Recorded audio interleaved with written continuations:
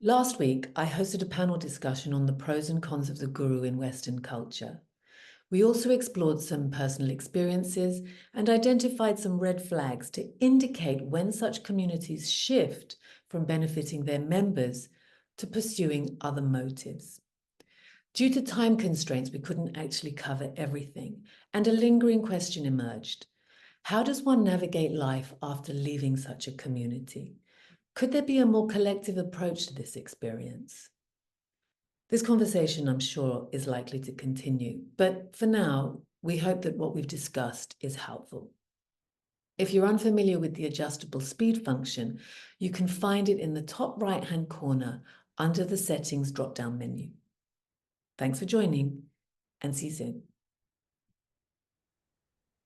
Hello, everyone, and thank you for joining me, Natasha Nandini, in conversation with people who know stuff.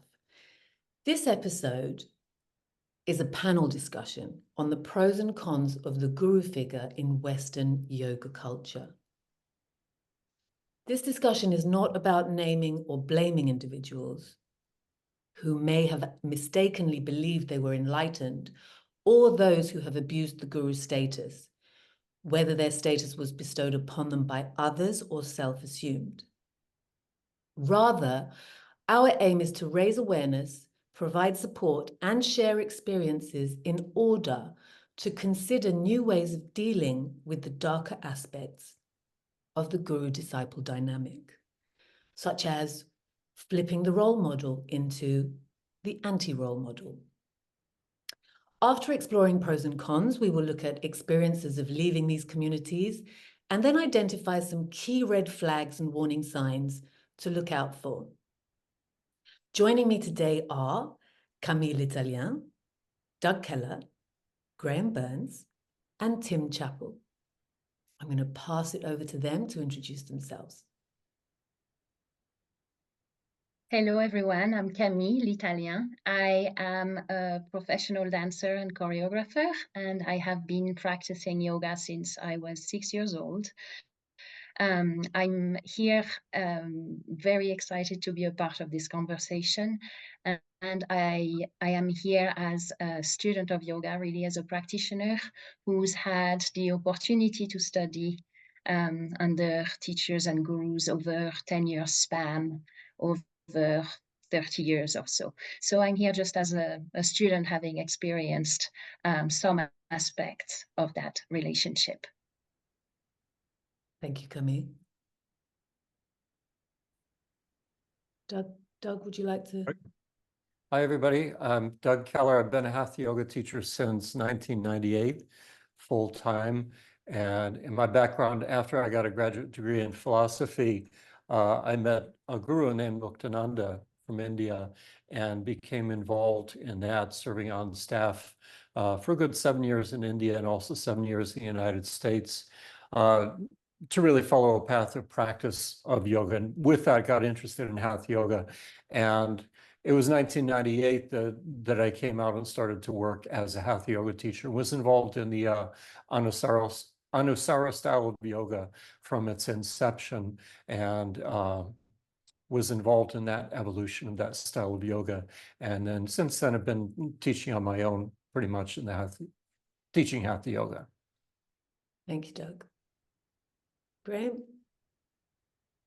Yeah, thanks, Natasha. Hi, everybody. I'm Graham Burns. I've been a practitioner of yoga, gosh, I'm getting on for 30 years, I suppose, now, and I've been teaching for a little over 20 of those. And in more recent years, I've become quite deeply involved in studying some of the history of yoga and indeed of Indian philosophical traditions more broadly. So I've developed a bit of an academic background as well. Yeah, and I hope perhaps I can bring to this discussion some historical context of the, if you like, the Guru Shishya tradition that we've been talking about. As I say, I've been practicing yoga for getting on for 30 years, teaching for over 20. And I've met some and studied with some fabulous teachers over those years, but I've also, I think, studiously tried to avoid getting sucked into any sort of guru type lineage scenario over that period. So I may have less to say than anybody else on the actual being in that guru type system, but hopefully I can provide some external context to it as well. I think an external observer looking in is a very important person to have on the panel. Thanks, Graham. Tim. Gosh, I'm going to sound very different from you all. I'm an architect by background and also a researcher at University College London, now retired. But my work is really focused on setting up what I would call social enterprises, so community-based projects. And much of that has relied on conflict resolution and partnership building and creating organizations which are quite flat, i.e. there is no one in charge. So in terms of those types of structures, that might be relevant to some of the stuff that you've been talking about. Thank you, Tim, and thank you for joining us, everybody. I'm Natasha Nandini. I've been a yoga teacher for since 2001 now, and side by side, I've worked with and studied with Indian classical musicians in their homes and within the Guru Shishya tradition. I've seen many different gurus at work from the outside. I hold a degree in South Asian Studies from SOAS University, majoring in Hindi. And now I host this program, People Who Know Stuff. I've also experienced community life within two cults, one from on the periphery and one within the inner circle. So thank you everybody for being here. And I thought that I'd like to keep this to an hour or thereabouts. And before we get into the pros and cons, I thought that I would just give a contextual overview, because understanding the Indian perspective on the guru-disciple relationship is crucial as it differs significantly from the Western view. In India, the way a guru interacts with a disciple depends on various hierarchical factors such as caste, family ties, and the disciple's literacy. Many Western students who visit India may observe their teacher's behavior without really considering these traditional factors. And then upon returning home, they may impose what they've witnessed at face value on their own students. So for that reason, I think it's important to put it into context. I thought I'd start with the word guru. In Sanskrit, as an adjective, this means heavy, which implies gravitas, a concept related to authority. The Guru Shishya Parampara, teacher, student, tradition, is an unbroken lineage of knowledge passed orally from father to son or guru to disciple. It's within a patriarchal system, so mother to daughter isn't actually mentioned, but obviously is there. This tradition spans various disciplines, including Indian classical music and dance, martial arts, and medicine, and is widely accepted throughout India. In the Indian mindset, a guru is essential as they guide the seeker towards self-realization and God. Ancient texts also state that such knowledge can only be acquired through a guru who provides the path for spiritual growth connected to this unbroken line of wisdom. The guru holds a high position in society, permeating every level. Knowledge itself is also seen as the guru. This hierarchical system is reflected in both the national caste system and the microcosm of the extended family. Age, parenthood, and social standing determine where one fits into the hierarchy, and respect for elders is demonstrated, often through gestures like touching their feet. This unspoken social structure shapes interactions across Indian society, with everyone aware of their place within it. Would anyone like to add to this? Is there anything? Just one thought that did occur to me, Natasha, when I was thinking about this discussion earlier on today, and that is also that in some ways the guru relationship in Indian tradition tends to have what one might almost consider like a quasi-religious element to it. there's a very venerable tradition of Indian teaching, Indian philosophical teachings being transmitted by teacher to student, and so on, within perhaps or reflected within textual sources that have been given religious authority in the traditions that later on became known as Hinduism. So I think there is perhaps we might also, as well as everything which you just said, see that relationship in as almost being considered a kind of a quasi-religious relationship. Yes, I agree. And there are different types of gurus, because we have the Sansara Guru, which is the guru who teaches one how to live in the world. It's still a guru, but a different type of guru. Then you have the Vidya Guru, the teacher of specialist subjects like medicine, Atma Guru, the guru within you, and then you have the Sadguru, the true guru who will show you the true reality, that there is no difference between you and the guru, perhaps. They do this by bringing themselves down to the level of the disciple, in order to elevate them to their level. This is like considered the highest guru. And I mean, maybe this is an ideal view of the guru, but I think it's nice to sort of state it because it is within the mental framework of an Indian, you know, the way that they view the status of the guru within society. And what I like about the Sadguru, or at least the ideal version of the Sadguru, is that this guru asks nothing of you. They just are. They have no conditions whatsoever. There's no anger, there's no worldly ego. Excuse me. They usually do not consider themselves as a guru.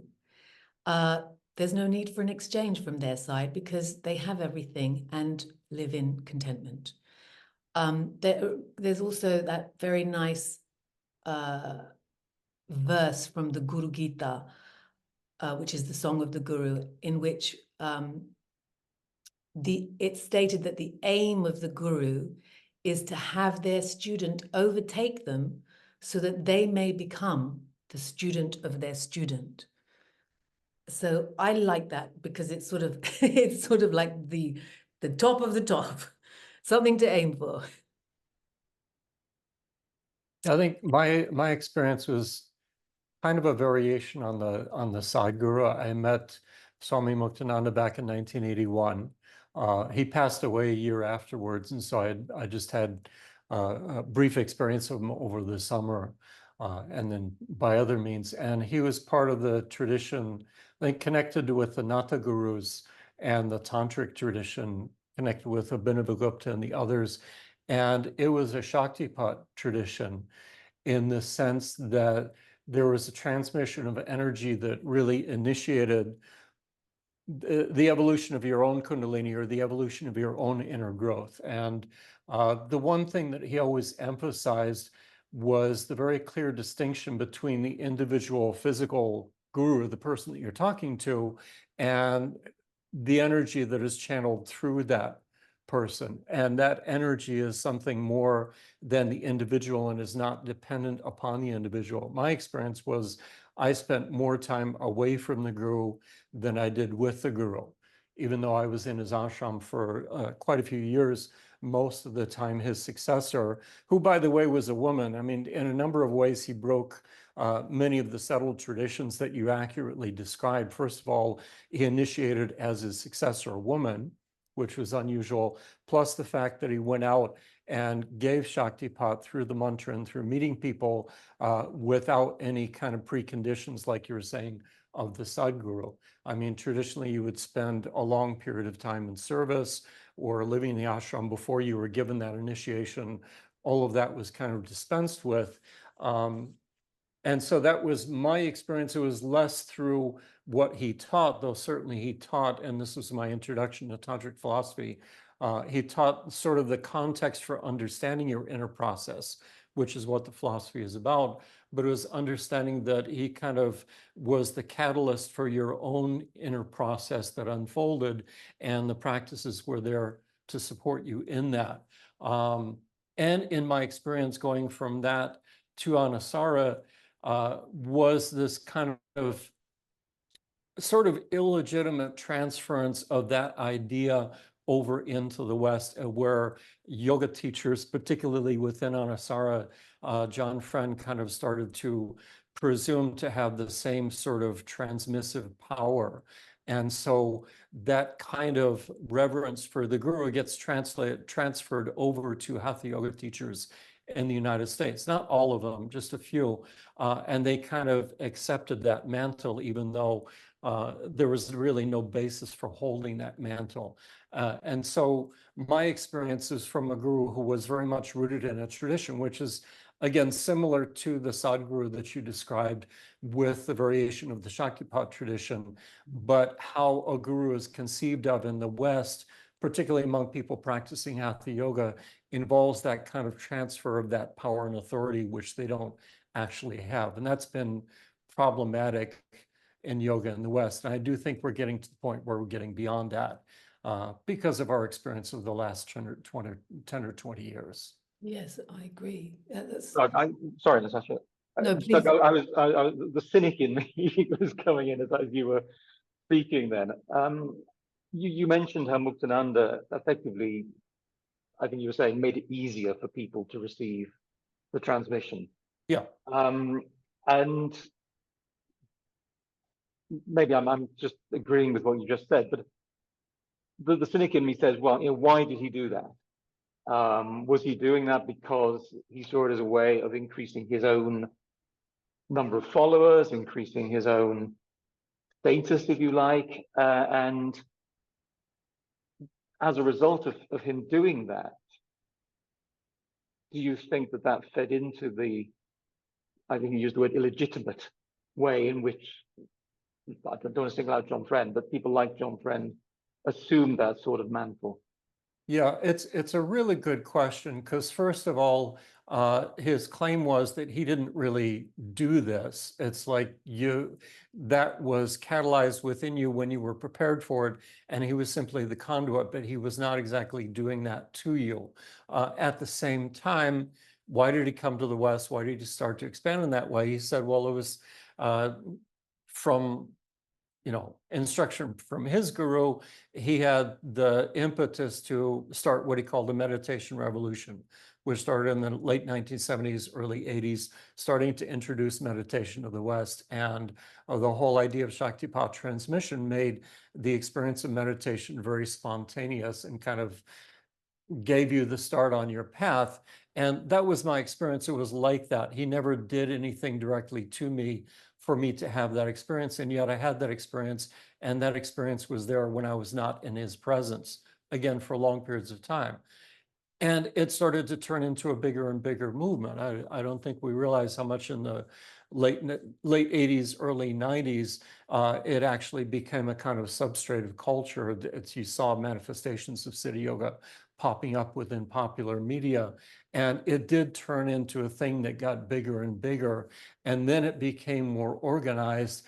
And that's where it started to take on cultish aspects to it. Particularly, like I said, I met him in 81, he passed in 82, and he passed his lineage on to his successor, Chit Vilasananda. And that's where it turned into a much larger meditation organization, which has since kind of stratified over time into more of an organization and less of a meditation movement. So I guess what I'm saying is he started with a sense of mission, and it did start to take on more and more cultish aspects over time as it became more organized. And the lessons that John Friend learned from his involvement in Siddha Yoga, which came much later after my involvement, was he learned all of the wrong lessons, or he learned those lessons of organization and how to promote what you're doing as a spiritual path and so on and so forth. And it became more of a cult and less of a kind of spontaneous offering, which is what I experienced in the beginning. So it changed over time. And there's, again, there's that distinction between what's happening for people internally in being introduced to yoga and what is assumed on the outside as far as organizational aspects and the necessity of the physical guru. And as much as Muktananda kept saying, don't mistake me, this individual, for what you're experiencing, still people did that and transferred their spiritual experience over to him. And I think as human beings, we just kind of naturally tend to do that. And that lesson never quite took. And that was part of that transference. But it's that aspect of organization and promulgation as it expands into a more organized, institutionalized world movement. That's where the problems start to come in. And I think this is also where we can use, where a role model can become an anti-role model, in the sense that we can still use this information as a good teaching of what to stay away from. You know, even if we've been burnt, we still have to turn this around, and we have to carry on and not, you know, not drown. So what can we do? This is what I hope that we can have a look at some things on that level. And so thank you, Doug and Graham. I would like to now look at the pros of the Guru system, because, you know, those of us who have been in such a community, we stayed. We obviously stayed because we were getting something. So there have to be some good things in such a system. Does anybody want to start with anything, or shall I just say something like the meeting of like-minded people to get things going? I think I can start maybe, Natasha, just Yes, because sure. my very first experience with the teacher was actually not in a community, strangely enough. And so the context for my being exposed to the yoga was really one-on-one, and really in a way removed from the class situation or the workshop situation, or, you know, the large group situation. So I was, in a way, I feel very fortunate that that as a very young age, my first experience was just about the experiencing of some subtle, more refined states of awareness that I didn't have to name, because we were not speaking really the same language anyway. And so the circumstances were very different, but it allowed me to connect to the experience itself as opposed to the context for the experience, which I realize now was a huge luxury, I want to say, a great gift anyway for me. And that what I noticed in that is that it's been interesting to reflect later on in life, when a decade later I had teachers that had a context in which to teach in, where they might be, you know, in the center of that context, like in a more class situation where the teacher is in the center, there's the inner circle, then there's the outer circle, and it starts looking very much like something in the middle that's the most important. Then the important enough people that they can kind of rotate very closely to that main figure, and then all the rest of us, or all the rest of you, or the other creatures further away in the periphery that are less special. And being able to observe that was very useful, just to realize that, oh, it's becoming about the person in the center, as opposed to the thought maybe that that the yoga is both the center and the periphery and the circle and all of it that is outside of that. So anyway, that's kind of what I wanted to offer, to have I mean, I can talk to this experience, or those experiences of it being really, really different. And I think it's interesting that in the West, and particularly in the US, I live in the US now also, that it's become almost the only model, this person at the top. And I don't think that's the case. I mean, in all my stays in India, even in other art forms, the transmission seemed to really still be very alive in terms of the dad and his son learning the Carnatic music in this way, you know, and little by little, every year I come back and I see the evolution from the son really copying the dad or not making a sound, but kind of mimicking, to 5 years later. Now the son is starting to sing alongside, and the last time I went, the son sings by himself. So anyway, those are very different, but they are equally, both types of teachers could be seen as guru. I'm going to stop speaking now. No, but we're still trying to ascertain what the pros of the guru system are. So, you know, if for those of us, and you, Camille, who've also been in such a system, you and stayed for a while, I mean, I can talk myself. We also had a conversation, you and I, Camille, once, and we talked about this system. And I mean, I stayed for a good 8 years, and I was getting stuff. I was understanding my body. I was understanding my relationship to the outside world. I was understanding the laws of Ayurveda working on me. Most importantly, I think, was acquiring discipline. This was a very important shift for me. You know, I had someone to answer to. I had other students who in India you would say Guru Bhai, Guru Bhen, like Guru siblings, my siblings within this framework, to talk about. You know, we would ring each other up and talk about, well, I'm sure you've done it, talk about the color of your stool and what that means, and how was it like that? Was it because of Mayurasana? Blah, blah, blah. So, you know, as you're growing on the journey, you have other people with you on that journey, and you're growing together. Also, when you go to the next course, you have something to work towards. So it keeps the practice alive. So these are some pros. I don't know if anyone wants to add to that.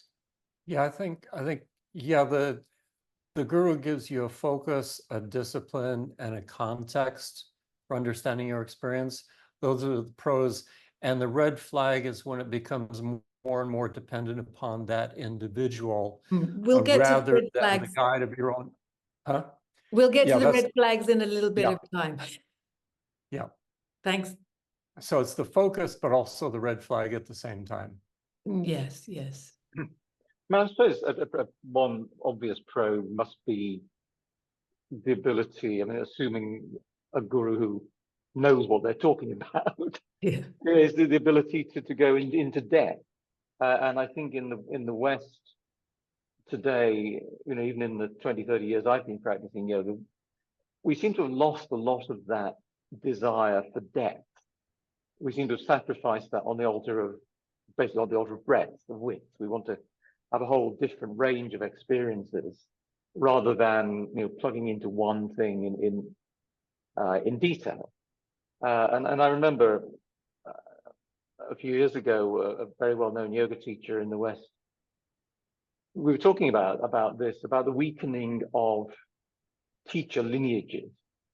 That, you know, one no longer goes to a yoga studio perhaps because one wants to do an Anusara class or an Ashtanga Vinyasa class, Iyengar yoga class, etc.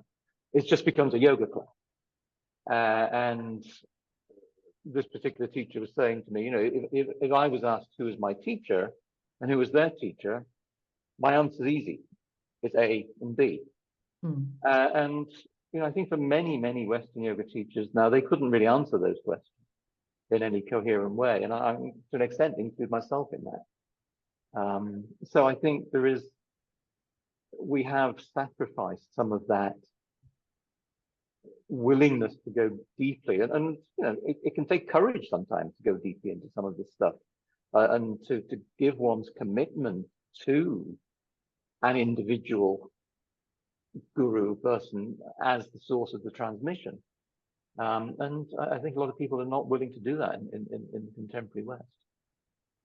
Yes. Yeah, you're right there, Graham. And maybe if we move on to the cons, we can then put these things together.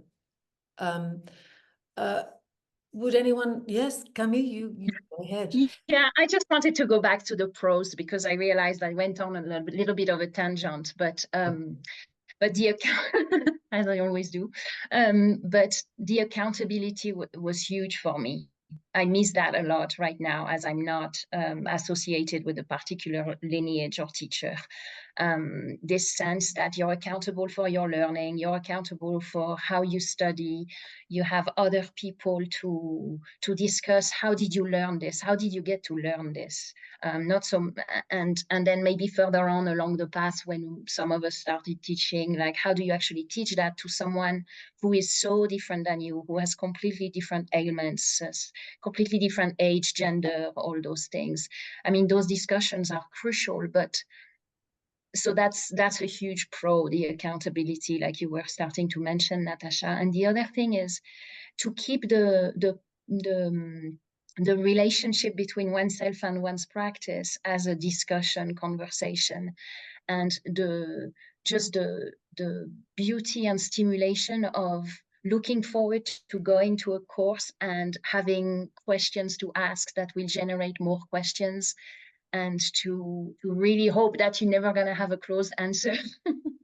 It's such a different mindset that's what we might experience on a day-to-day basis. I mean, I've been teaching in academia for over 20 years, almost 30 years. And I can see still in my students today that no matter what the class is, it's like looking for the right answer. And it's kind of terrifying for, if I tune into my yoga student self, like I don't want the right answer, I just want more questions until it expands until there's the solution. But so those are huge. And also to meet people, to really nurture relationship that you would never suspect could happen, because maybe on a mundane plane you have nothing to do with this person, but you happen to be so passionately connected to an element of the practice that all of a sudden your worldview expands, or your sphere of types of people that really expands and surprises you. Those were really high pros on my list. Mm. Oh, and one last one, actually, that's important.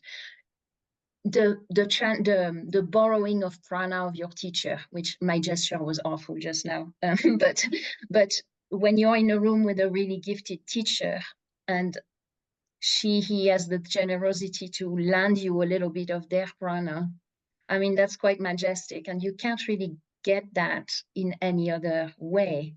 And I mean, it's even more tangible when you're just on one-on-one, like in the old days. But even in a group class, if someone is really gifted, they have enough of it to let everyone borrow a little bit of it. And so the progression is a lot faster than when you just do your self-practice alone. And that might actually be a really good way to move into how the pros turn into cons, in the sense that, you have the teacher. Maybe we can even go back to the idea of touching the feet of the teacher, or the reverence. And, how I understand that is that the teacher allows you to show reverence to them in order not to receive reverence, but for the student to experience that state of humility. But the teacher has to be at a level that is beyond the ego, so that they do not fall into that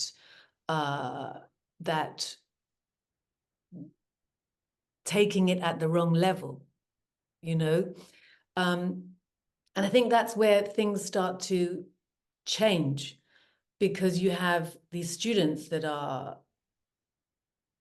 I wrote an article called The Dangers of Reverence for this very reason, because I mean, I was looking at myself and talking about the dangers that I found myself in. It was my fault. But we have this process that takes place of brainwashing within a community. Yes, it starts. Does anyone, I know Camille, do you want to add to this? No. Does anybody else, or shall I yeah? Okay. I think the Yeah. way that I'm sorry. Yeah, I was going to say, I think that's really the point. It's the point where every pro tips into a con.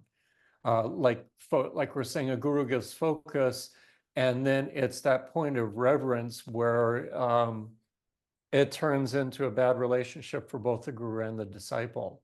I mean, Muktananda said being a guru is a pair of golden handcuffs, because the guru is as much limited by that relationship of reverence as the disciple is when it's not understood. And discipline and accountability is a big part of being part of a community of practice, like Camilla was saying, but when that can change into a means of control. Control over the disciple, and often the cultural assumptions that you mentioned earlier about the structure of society and so on and so forth, that enters in terms of what the guru might start to even unconsciously impose upon the student. So it's the red flags are just when you're taken away from your inner experience and become more outer directed, that's when every pro of the relationship turns into a con. For both you and the guru himself or herself. yeah, and like if I think of how when you've spent time with one teacher for a long time, and there are a large number of students within that same community, you all start to think the same way, and there is the process is that you're fed information that is plausible. Wow, that works. Oh my God, he said that and that happened. I did this and this happened. It's verifiable. And then slowly over time, what happens is that you start to believe that everything that this person says is true. And I think that's where things start to get gray. Yeah, or this idea that they have a higher perspective. Is like that person is operating on a very different plane than you. So even if it doesn't make sense to you, well, they're seeing it from a higher perspective, and eventually you'll understand, but for now you accept what they're saying. And also, I think, I mean, I was interested when Camille earlier was talking about asking questions of the guru. You know, in my admittedly limited experience of that sort of scenario, questioning often is not encouraged. And you know, I think as Doug says, there is, you know, if questioning is encouraged, sometimes the answer is rather along the lines of, well, you don't need to know that right now, or, you know, I can explain it, but I'm on a more exalted level than you. And I've experienced that with, you know, again, with contemporary modern yoga teachers, where I've been in workshops and I've asked questions and been brushed off with, oh, you don't need to know that. Do you? Sort of, no, you don't. Right, off you go. And, you know, and that's come from some well-known and well-respected contemporary yoga teachers.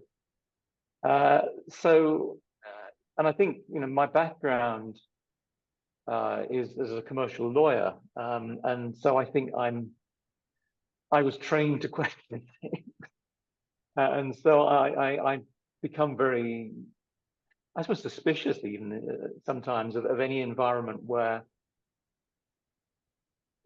questioning is discouraged. You know, I'm not necessarily expecting people always have answers. In fact, you know, I think as Camille mentioned earlier, often it's quite nice if they don't have answers. But I do like to be able to question, and I think perhaps for me, one of the potential sort of red flags of a guru situation is when the guru is not willing to engage in that sort of dialogue with their student. Or even perhaps be transparent and say, I actually don't know. Yeah, absolutely. Yeah, I mean, I much more respect somebody who says I don't know than somebody For who sure. tries to, you know, pull the wool over my eyes in whatever way. Well, why don't we look at red flags? Because it's been mentioned a few times already. And there are, you know, there are red flags too. See, the thing is with red flags is that if you're getting something, and especially like there are a lot of people who stay with certain types of gurus because they're damaged, or let's say because past trauma has perhaps grayed the boundaries of what's acceptable and what isn't. And so they may accept certain behavior, whereas other people who haven't experienced trauma of some kind, they wouldn't accept that, and others would because of this reason. And so even if we do talk about red flags, because I do remember that's a red flag, but I need this, and so that was there for a long time. So you do actually ignore them until you cannot ignore them anymore. And then it comes to integrity and I can't learn from these people. But let's have a look at those red flags, shall we? Does anybody want to? I know, Camille, you have some red flags up your sleeve. I remember we talked about this last week. Yeah, I mean, I can talk about some that are very obvious, or that feel very obvious, and yet you, like you said, you may continue to stay because after all, it's not that bad. And if that means that I can have access to this or that knowledge for this small price of dealing with this red flag, then I will continue on. But I mean, starting with the most obvious one is trying to really read the room when there is a large group. And if you start feeling like the people all look the same, they speak the same way, they have the same voice intonation, even though they come from all over the world, but all of a sudden they speak exactly like the teacher is teaching.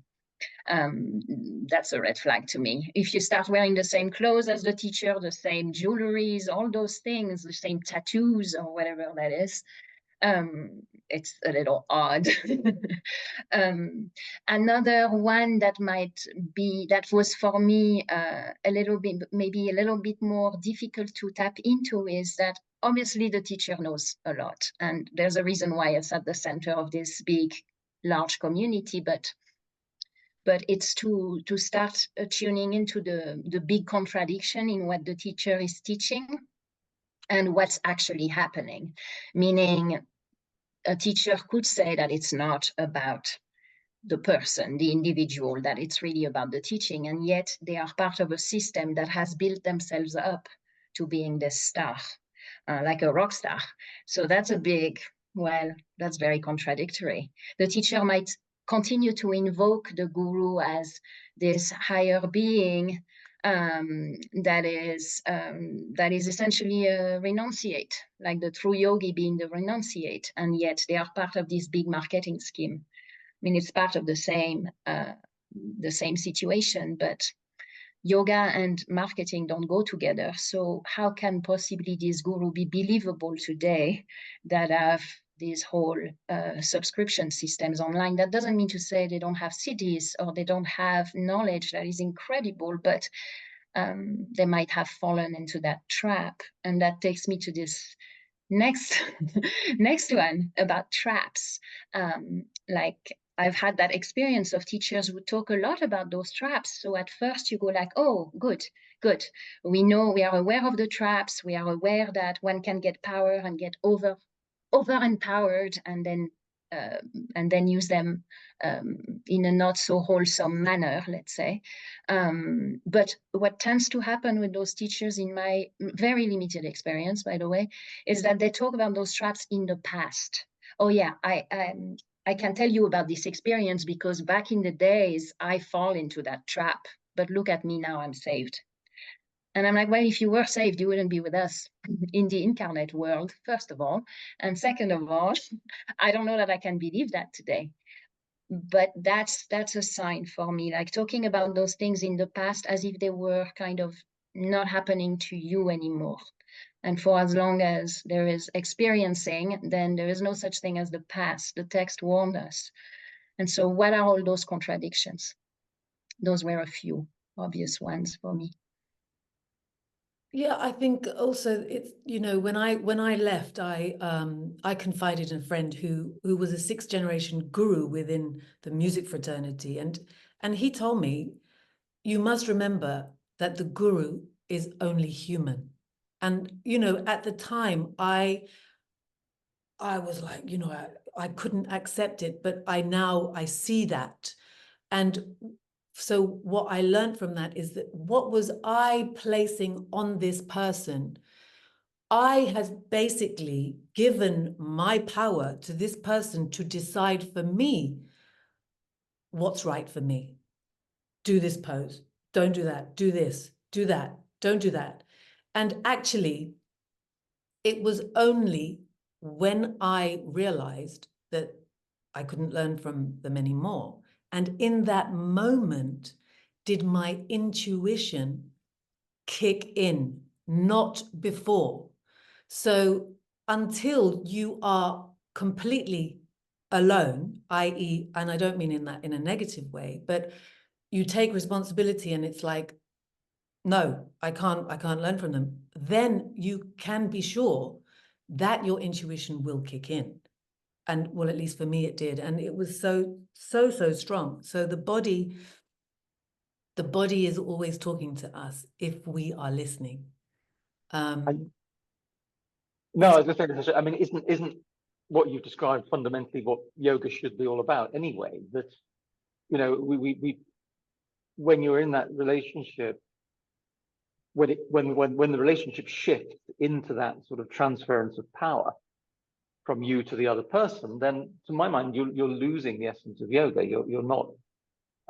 You're moving away from self-inquiry. You're moving away from getting to understand who you really are. Now that person may help you on that process, but once you transfer the whole power and authority to do that to them, to my mind, that's losing yoga from the equation. Yeah, I think that gets to the point that you're making earlier. I mean, you stay with it because you're getting something out of being in that group or in that context. And the question always has to be, where is that coming from? Where am I getting this from? Am I getting it from the inside or becoming dependent upon the outside, like you're saying, directing me, telling me what to do? I think a big red flag is when and if the teacher starts to take credit for your experience. That's a big red flag. And also when the teacher starts to cut down or deny or suppress or repress your experience or say, no, that's not it. That's when that teacher is starting to exert control and taking credit for your experience. And yeah, those are major red flags. And that's the point where you, like you're saying, you step away and say, wait, I can't do this. I have to come back to myself and let that come from within, like you're saying. Yes, and also another red flag is when the teacher implies, it might not be spoken, it might not be said in words, but the implication is that you can only do this with me. Yeah. You can only get there through me. That is a very big red flag. Yeah. Please, And the other, run in the other direction. yeah, the other thing I wanted to mention is when your advancement depends upon pleasing the guru or the guru's favor, or getting the guru to like you or be happy with you. If it's dependent upon that individual being happy with you, whether you advance or not, or receive grace or whatever, that's a huge red flag as well. And it starts from an assumption that you're essentially lesser or broken and you need somebody to fix you and you need to get them to like you in order for you to overcome your brokenness or your lower status, if you will. Yes. For us, it was, 3-year teacher training, X number of courses a year imperative, named teacher on the website, but this, you can be taken off the website as a teacher if you do not do X, Y, Z. And so you've spent, in effect, more than 3 years actually, because you first have to do preliminary stuff to get to be accepted. And then actually you may not be given teacher status. So that's also another thing that's a red flag. Yeah, the threat of having it taken away from you. What Yeah. you've attained can be taken away if you don't keep your nose clean, or if you don't keep the guru happy. Comply, exactly. Can I just ask a question? Yes. What do you do with the red flags? It seems to me that the only thing you can do is walk away. I wonder whether what are the checks and balances that can be put in place by which you can question, as someone said before, by which you can question why you're here? That's a really good question, because when it's a cult, that exerts a real cost upon you. People are punished for questioning, or people are punished for walking away if it's actually a cult. So if you're in the situation where you need to walk away, it's a delicate question about how you walk away safely, because there is a cost involved. You see that in Scientology and other things like that. So that's a tough question.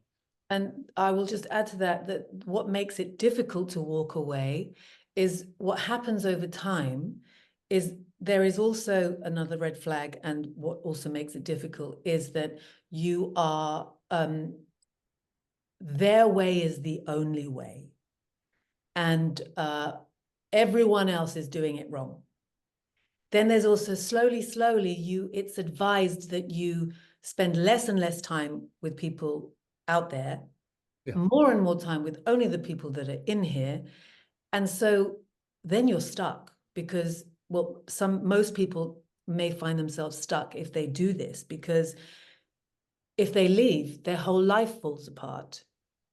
In the first cult that I was in, this did happen. It wasn't a yoga cult, it was more of a consciousness cult, but I saw that I mean, people even once the lid was taken off, this was after I'd left, but once the lid was taken off, people, they were committing suicide because it was just too much for them to handle.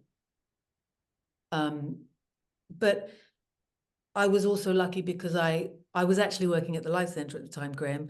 And so all my friends there, all my work colleagues were my friends. So when I was leaving, I didn't feel like I was in no man's land. But this is another thing that happens. And another thing is that it's all done secretly. People leave and you don't know that they're just not there anymore, because nobody speaks out. And I think this is an important thing that we need to start to do, is to call it out. Because if we don't call it out, what happens is the boundary of what they think is okay grows. And not only do we call it out for ourselves, but we're calling it out for them, so that they do not incur extra karma and fall deeper and deeper into the hole that they may fall into. So, so I think calling it out is an important thing. Well, that was my point, really, Natasha. I was questioning, what are the mechanisms by which you can call it out? If you might walk away, but how can you shout it out? How can you call it out if there are no mechanisms there to do it? It's called the internet. Sorry? It's called the internet. That's been the most devastating tool we've come up with yet. Yes, Camille. Sorry. No, go ahead. Well, I actually think that calling it out publicly in those instances can be done in the context that has been created just yet, because you're becoming persona non grata, essentially. Like, you cannot question in front of that group, because it's not just the teacher who will then not speak to you anymore, it's everyone in that group. Like, and you can even see it, you know, in the hierarchy, at least in my experience, it's been like that, is that the inner group of people that are, you know, that are closer to the teacher, they become also a representation of what all the others wants to aspire to be. And everyone in the furthest outer circle is trying to come in closer. And to do that, they need to become friends, quote unquote, with the better people, quote unquote, in order to become truly accepted. And so you don't want to, in these instances, it's very difficult to question, because then you're never going to get to that, you know, to that deeper place where you could be given more of the knowledge, let's say.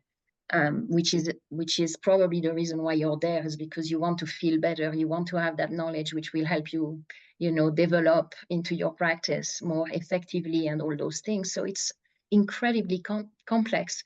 I mean, I don't know. For me, I felt like, well, me, I didn't choose to leave. I was kicked out. So it's another situation altogether. But and it's happened not just inside the yoga world, it's happened in some artistic situation too, where where the person at the top decides that you're no longer worthy of the teaching.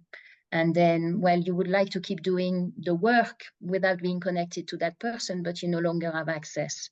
And you've been so brainwashed by this point that you feel you're not even entitled to practice the thing that you were studying. And that's for me, that was the most difficult thing to overcome, is that I would say it took me about the same amount of years, which is a good decade, to feel like I was allowed again to re-experience some elements of that practice that I was so committed to for the same amount of time, but on the other side of the turning point, you know. It's really incredible. I'm sure some people that have stronger willpower might have taken longer, but I think it's pretty standard that it takes just as long to shed, you know, all the things that you have been brainwashed and go back to the actual practice. And so I think for me, what has been useful is to speak to people that have gone through similar experiences and that have managed to shed all the unnecessary things, to peel the onion, you know, to go back to really the essence of the practice, which has nothing to do with the teacher. It just has to do with the practice herself. Anyway, that's been my experience. And yeah, I think it's really important. I mean, this is by no means limited to yoga or even to spirituality. It's a feature of human relationships, and even these structures within yoga or spirituality tend to repeat dysfunctional patterns, dysfunctional family patterns, previous trauma experience. I mean, what was perpetuated in the Iyengar world is a whole string of traumas going back to Krishnamacharya and carried forward. And so it's not really simply about spirituality, it's about human relationships and how do we grow out of dysfunctional human relationships. That's the question of like, how do you step away? What's the mechanisms by which to do that? That's the larger question. How do we grow out of relationships that don't serve us anymore? Yes, and I think having healthy boundaries is a start.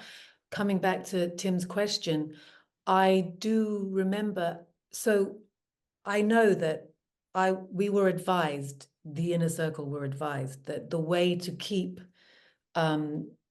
people in check, to keep students in check, was to walk in, reprimand one person, ridicule them in front of everybody so that everyone fell in line. And actually, it was this statement that was the beginning of my I need to leave. And it worked. It worked because everyone was scared. But on one occasion and at one retreat, this was going on, this reprimanding to this one person, and this person did not take it.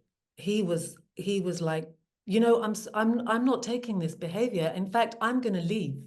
And it was day 2. And what was very, very interesting was that the teacher actually dropped the act and became very, very kind. So much more in the other direction, in order to sort of patch things up and keep things, you know, without this person leaving. So this is just a statement that it's a big thing to do, especially when you've got a group of, you have to do this in front of everyone who are all sort of like with the teacher, and you have to stand up and say something. So, but it does work in the sense that that person gets put in their place and is put in check. And I think it's necessary. And I think things are changing now. Over the years, things are changing and people will be doing this now. Somehow I get that feeling. I agree with that. And I think people are doing it. And I think as they are doing it, and I think Doug's point is right. I mean, for better or for worse, the internet is helping you know, propagate information about these things. But if it takes one person to come out, if you like, and then it's been quite noticeable in some of the scandals in the yoga world, how many other people have suddenly, oh yeah, well, you know, me too, me too, me too, etc., to Mm. coin a phrase. So,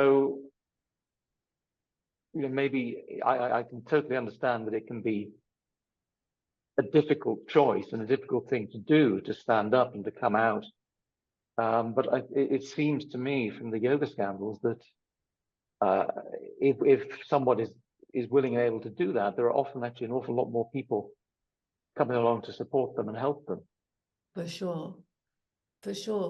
And I mean, I'm just paying attention to the time here, and I would like to sort of contain this. I mean, perhaps we can continue this further down the line, if necessary, on another occasion.